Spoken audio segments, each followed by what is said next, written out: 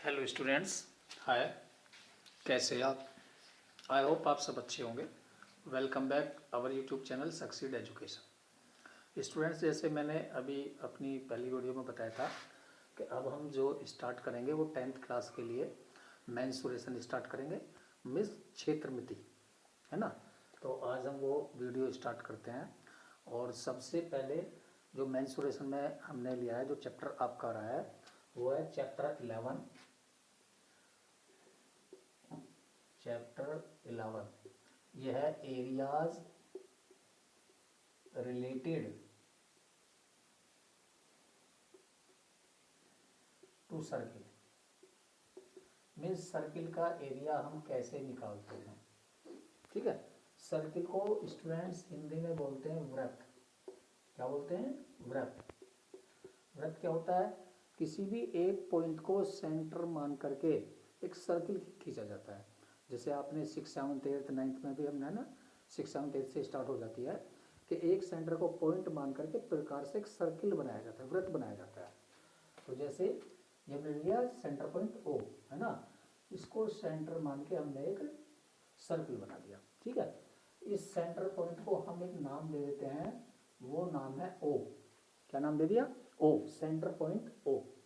अब ओ से अगर हम वृत्त तक की डिस्टेंस को ठीक कर दें, है ना, तो ये सर्किल तक क्या हो जाएगा? इसको बोलेंगे हम रेडियस। क्या बोलेंगे?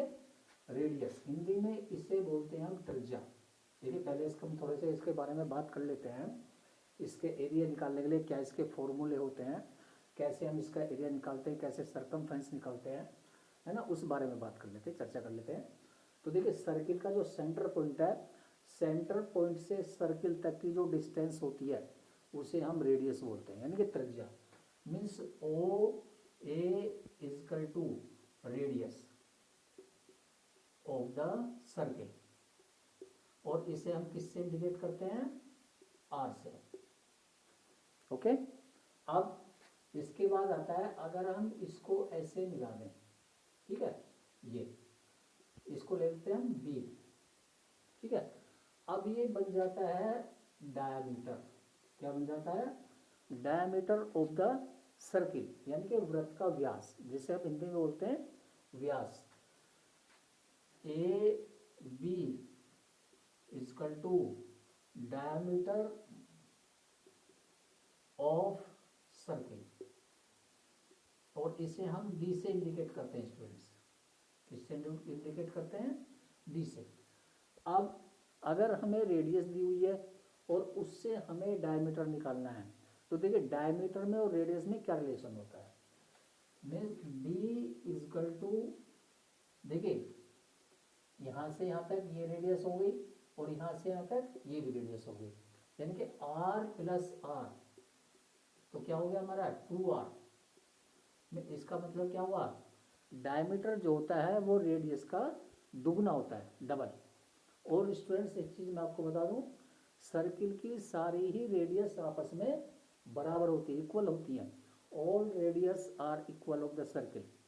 हम किधर को भी रेडियस ले, ऐसे ले लें, ऐसे ले लें, किधर भी ले लें, तो सारी रेडियस आपस में इक्वल होगी और डायमीटर जो होगा वो रेडियस का डबल हो जाएगा।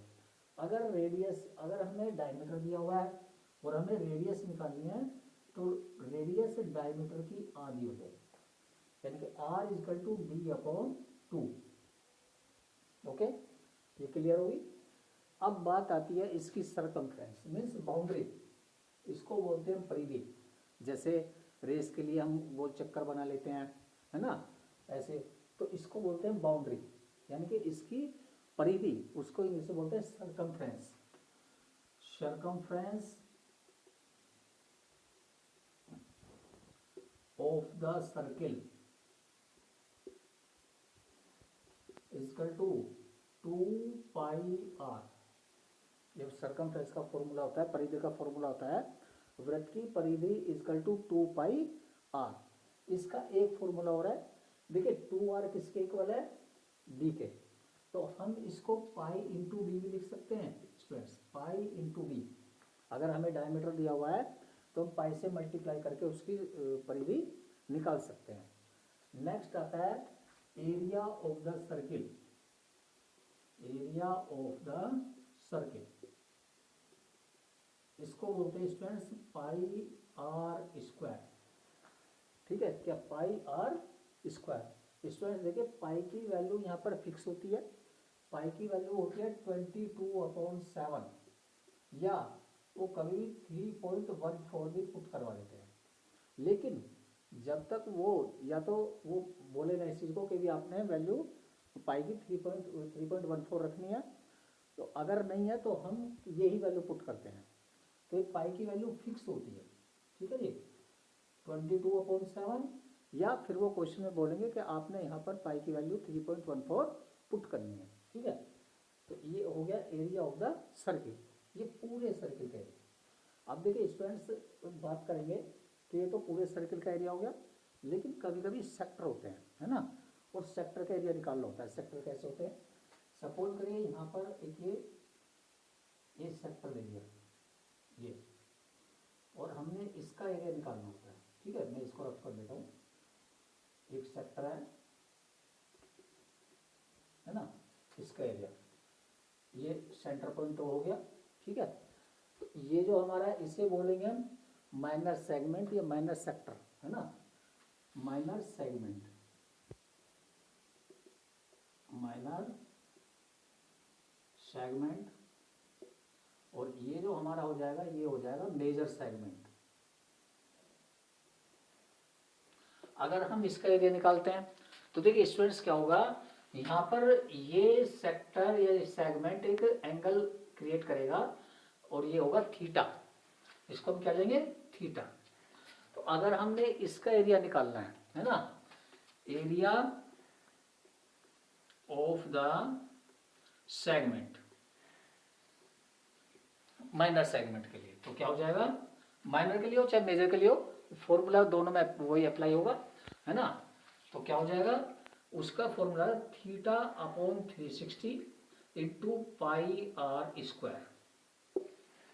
ठीक है, θ/360, थीटा क्या होगा, जो यहाँ पर थीटा की वैल्यू होगी 60, 90, 120, मतलब जो भी होगी भैया, तो 60 होगी, 90, अगर क्वाड्रेंट होगा तो 90 होगी। ठीक है, तो वो आ जाएगी, तो θ/360 इंटू पाई आर स्क्वायर। ये फॉर्मूले यहाँ पर यूज होंगे, जैसे जैसे क्वेश्चन आएंगे वो फॉर्मूले आगे जिस तरह से होंगे वो मैं आपको साथ के साथ बताता रहूँगा। और एक्सरसाइज स्टार्ट करते हैं, इसे आप है ना नोट कर लीजिए। चलिए स्टूडेंट्स, मैंने एक्सरसाइज स्टार्ट कर दिया। एक्सरसाइज है 11.1 और इस क्वेश्चन में ये सेक्टर का एरिया निकलवा रहे हैं। तो देखिए क्वेश्चन क्या है, क्वेश्चन है find the area of A sector of a circle with radius is 6 centimetre if angle of the sector is 60, है ना। तो देखिए एक सर्किल है ये, है ना, सर्किल,